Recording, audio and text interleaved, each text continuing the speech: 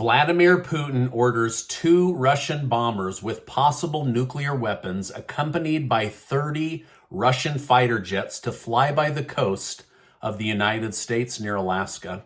The Department of Justice targets Donald Trump and now believes they will get Trump on charges by going through former Vice President Mike Pence. China points out some serious issues in American politics and with the corrupt U.S. media. Thank you so much for liking and sharing these videos. Please share this with family and friends. There's a lot of big news today. The Department of Justice is escalating their case against former President Donald Trump by attempting to get his lawyer to testify against him. Under normal circumstances, lawyers are not obligated to do so as they are covered by client-attorney privilege. However, the department is looking to bypass this rule by alleging that Trump's lawyer took part in the crime regarding mishandling of classified documents. This loophole, known as the crime fraud exception, I will continue to keep you in the loop. This is a news story that's just coming out, and so I'll keep you in the loop if it goes any further. Now, the Department of Justice also continued to attack Trump regarding January 6th. Former Vice President Mike Pence was just hit with a subpoena, but is currently refusing to testify against the former president. The legal argument for his refusal hinges on his position being classified under the legislative branch, as that would cover him from legally having to answer questions under the U.S. Constitution. However, the speech and debate clause that Pence will be attempting to call into action as a defense is controversial because he is not a member of the Senate. So the Department of Justice will have to prove that he is not using his privilege as a vice president and that he's not invoking parts of the U.S. Constitution.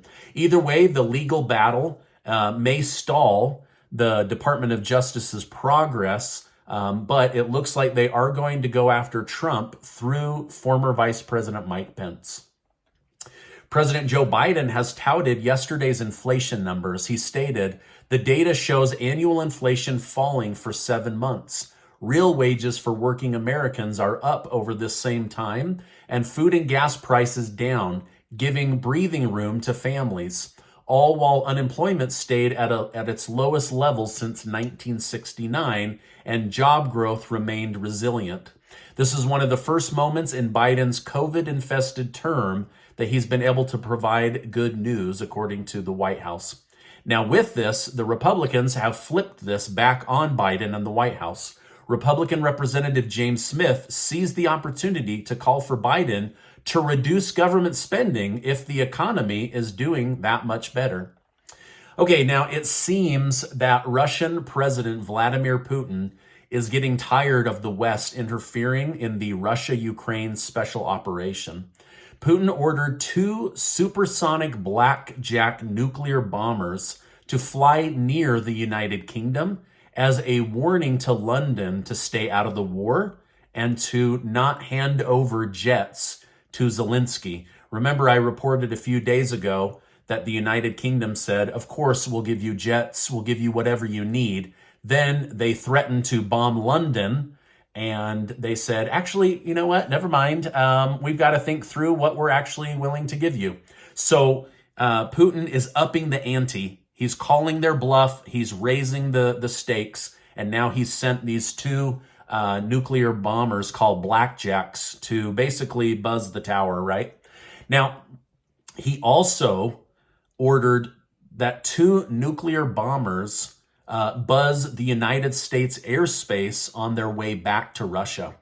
This happened after 2 Russian Tu-Bear bombers were seen flying off the coast of Alaska with 30 Russian fighter jets accompanying them. So basically, Putin has ordered these 2 bombers to fly towards the United States, bump up as close as they can to the airspace, and then return. And they were accompanied by 30 Russian fighter jets. So, I mean, like, this is escalation, right? They're trying to provoke the U.S. military to do something, or they're trying to embarrass the US military and President Biden. So this is a big story. Now, these bombers, according to news reports, are equipped to carry nuclear bombs. But now there's no way of telling if there were nuclear weapons on this mission. And so the Pentagon says, listen, we're more concerned with 32 military aircraft coming near the United States than we are to speculate about whether it had nuclear weapons. Just the fact that they approached our borders and our airspace is enough to set off alarm bells that Putin is escalating the war and the situation, not only towards the United Kingdom, but now towards the United States. So over on the east, he's buzzing their airspace. Over on the west, near Alaska, he's buzzing our airspace, which is also threatening to Canada at the same time. So Vladimir Putin is definitely pushing the envelope with these military moves. Now, did you know that 2 nuclear bombers approached the United States accompanied by 30 fighter jets? Or is that not in the news? Because I had to pick this up from European news. It's not really being discussed. I mean, like, why is our media not covering this stuff? We've got trains exploding in Ohio, and they're like, oh, this is nothing, even though it's full of chemicals that can kill people and animals. I mean, the media is just not doing a very good job. Now, Democrats have a problem on their hands, according to Democrats. Only 12% of voting Democrats want Joe Biden to be the leader of the party.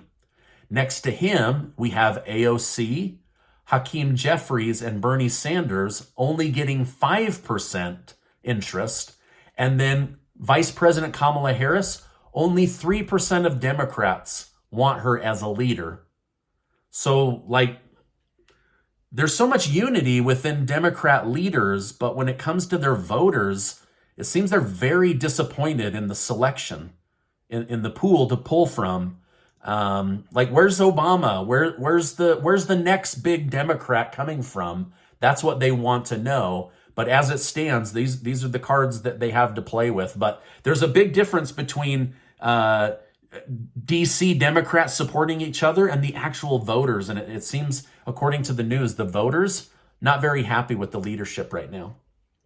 Now, in a new interview with Politico, Vice President Kamala Harris stated she doesn't believe the Chinese spy balloon incident should impact our relationship with China. Not a big deal.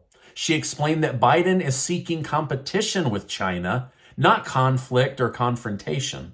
Now, do you agree with her stance that this wasn't really that big of a deal? I like how she thinks that China spying on U.S. citizens isn't a big deal. I like how she thinks China spying on our nuclear silos outside of a U.S. military base isn't a big deal. But then again, she's the one in charge of the U.S. border, and we're having a border crisis with over 5 million people illegally flooding into the country. So just I'm blown away, right? Oh yeah, China's spying. No big deal. All right, now, China's state-run media mouthpiece, the Global Times, has criticized President Joe Biden for obsessing over a balloon while there's so many other big issues going on in America.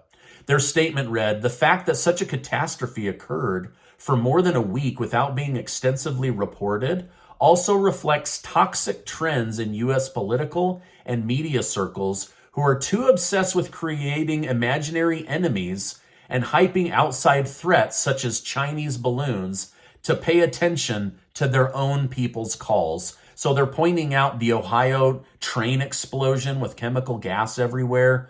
There was also one in Texas and another one in Arizona. The media is not covering these. And we've got the border crisis going on and all these things. And they're saying, oh, you guys are obsessed with our balloons.